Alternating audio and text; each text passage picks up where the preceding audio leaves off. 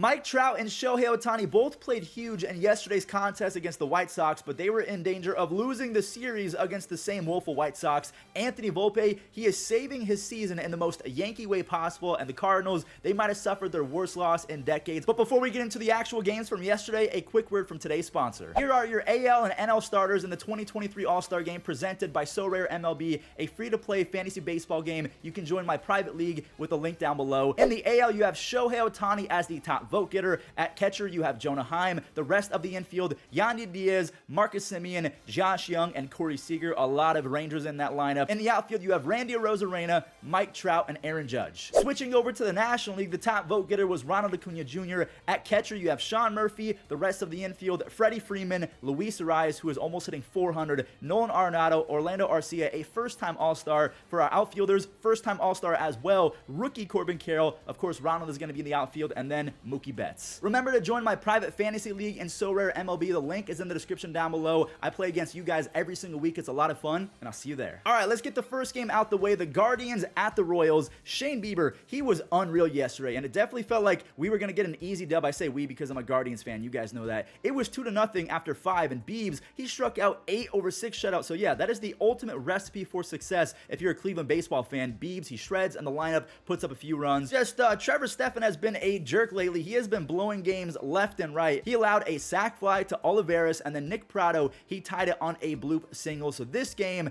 we're going to have to go to extras, where J-Ram, he stole home off of the Aroldis Chapman. He was initially called out, but they went to replay, and they showed that his little glove got in there. He was safe. The only problem is Emmanuel Clase, he forgot how to pitch. Freddie Fermin, he hit a 2-run double down the third base line. That's going to walk it off. That just cannot happen. But then again, Fermin does have a 133 OPS plus. Maybe I should put some respect on his name. The Yankees and the A's, last time we saw these two teams, a perfect game was thrown. That was not going to happen today. But IKF, he's a power hitter now. I'm about to start calling him Ralph Kiner Falafa. He had 4 home runs in 142 games last year in 2022. He has 5 home runs in 62 games this year. Donaldson, he just Thanos snapped a baseball. That 2-run moonshot went 472 feet. He deleted it from existence. 8 of his 11 base hits this year have been a home run. Gleyber Torres, he knocked in 2 as well, but his was on a single. Giancarlo Stanton, he had 2 more right after on a ringing 2-run double. Harrison Bader and IKF, they made it back-to-back games in which the Yankees have scored 10 or more runs. And I just want to say the Oakland Athletics are real-life slump busters. Anytime you're in a slump, just play the A's and you're going to be raking in no time. Speaking of slumps, maybe the slump for Anthony Volpe is over. He is hitting .350 with 6 extra base hits and 7 walks in 14 games since he had a chicken parmesan Italian dinner with his buddy Austin Wells. I almost can't believe I said that out loud. Austin Wells and a plate of chicken parmesan are a better hitting coach than what the Yankees actually have. Now moving on to the Cardinals and the Astros, I want to show Cards fans this diving snag from Tommy Edman because it's about to get real sad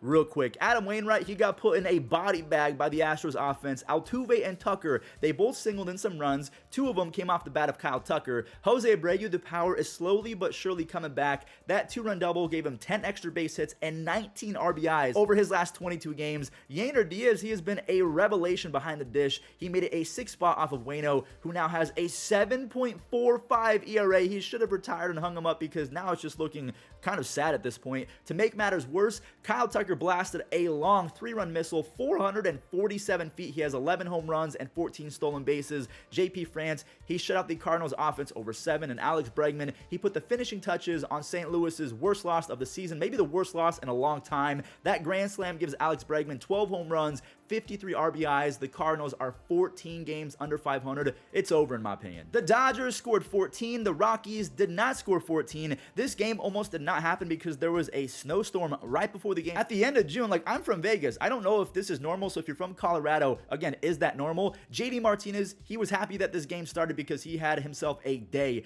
2 RBI singles, 1 in the first, another one in the 3rd inning, and then LA got it going all over again. Freddie, he singled in Miguel Vargas, and Max Muncy doubled in 2 more to make it 6 runs before the 4th came to an end.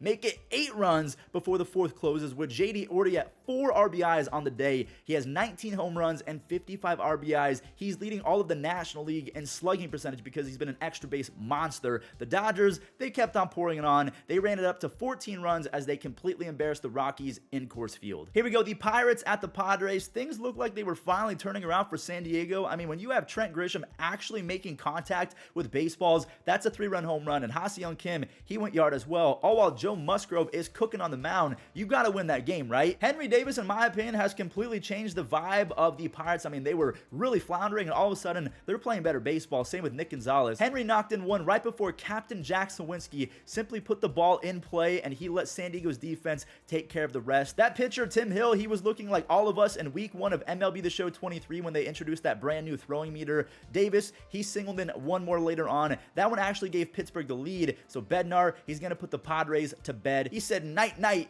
He struck out 3 for his 16th save of the year already. Even though they went a couple weeks without a W, the Pirates have won 3 in a row. The Padres have lost 5 in a row. Detroit got embarrassed in the first game of this series, so they're going to try and save some of their dignity in this one, and that's a good start. Jake Marisnick, he laid down an RBI triple, and then Matt Vierling, who's probably going to be their all-star if Erod is not healthy, he took the lead on a single right after, and now the lead's gone. I cannot believe that Ezekiel Duran was basically a throw-in in that Joey Gallo trade. He has 12 home runs already. Spencer Torkelson, I'm not going to say he's fully figured it out like Leody Taveras of Texas, who immediately hit one after Spencer Torkelson, but Spencer, he popped off again for his second tater of the game. This one's a 3-run home run. He's having the weirdest month I may have ever seen. He has 7 home runs and 15 RBIs. That's really good, but he's hitting 194 with an awful 275 on base percentage, but maybe this is the start of him fully clicking. Andy Ibanez made a sick grab in the bottom of the 8th inning as the Tigers, they do get the W 8-5 over the Rangers. Arizona won game number 1 of this series versus the Rays, but that just didn't sit well with Tampa Bay. Luke Raley's monster season continued. He's up to 13 home runs, 8 stolen bases, and my jaw basically dropped to the floor when I saw he has a ridiculous 156 OPS plus. And speaking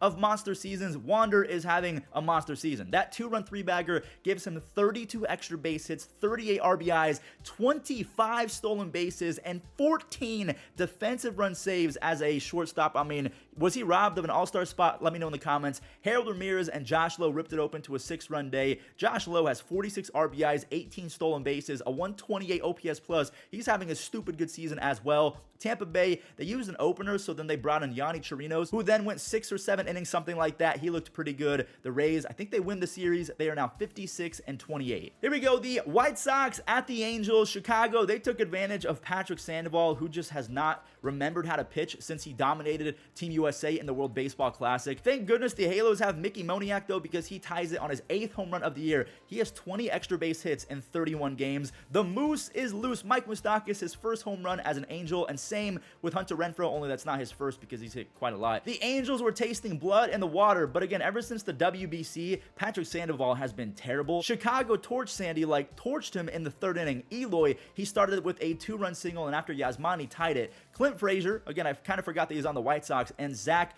Remeliard, I don't know who that is, but if I botched it, I'm sorry. They combined for 3 more runs, stealing the lead entirely, and it would have been more, but Mike Trout, he robbed Andrew Vaughn of a home run. Mike Trout is playing his best defense since 2018. I mean, he's about to turn 32 years old, which is crazy. The Halos, they couldn't make up for Sandy, who was cheeks. Call him Sandy. That's a bad joke, sorry. Vaughn, he got his payback in the 9th inning. He tripled in Luis Robert Jr. and then scored on a wild pitch. So even though he didn't hit a home run, that was kind of a fake home run right there. Now, before we get to the next game, I have to show this unicorn, this sweet prince, Shohei Ohtani. He's hitting .392 with 14 home runs, 4 stolen bases for fun, with a 3.26 ERA and an almost 11 strikeouts per 9 in the month of June. Is this the greatest month a player has ever had? Let me know. The Marlins at the Red Sox, Jesus Luzardo and Brian Bayo, they pitched like they were 15 and their girlfriends were in attendance for their first ever varsity game in high school. These two dudes, they went 6 shutout each, with Jesus striking out nearly 10. Brian Bayo, he went 6 no-hit frames. Wait. Make it 7